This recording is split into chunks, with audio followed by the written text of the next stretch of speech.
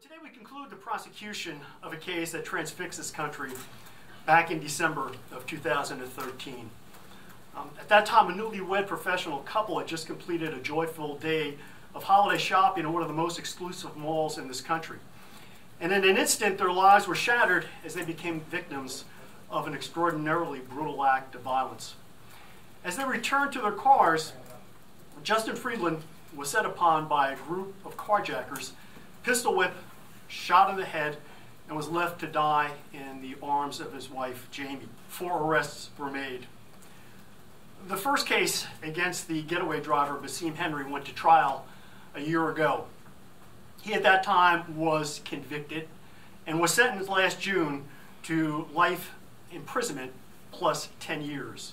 He'd been convicted of all 6 counts that he was tried on: murder, felony murder, carjacking, conspiracy to commit carjacking, the unlawful possession of a weapon, and the possession of a weapon for an unlawful purpose.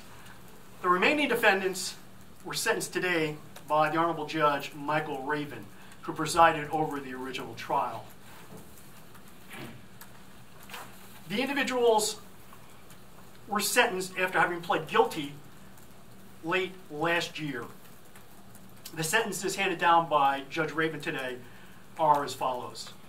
Hanif Thompson, who was the shooter in this particular case, was sentenced to 30 years imprisonment with a 30-year period of parole and eligibility.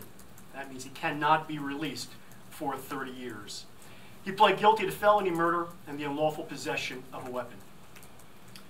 The next defendant, Karif Ford, was sentenced to 20 years imprisonment.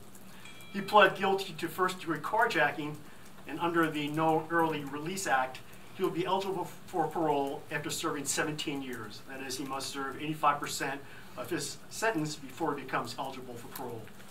Similarly, the remaining defendant, Kevin Roberts, was sentenced also to 20 years imprisonment, and also pursuant to the No Early Release Act, will be eligible for parole after having served 17 years of his sentence.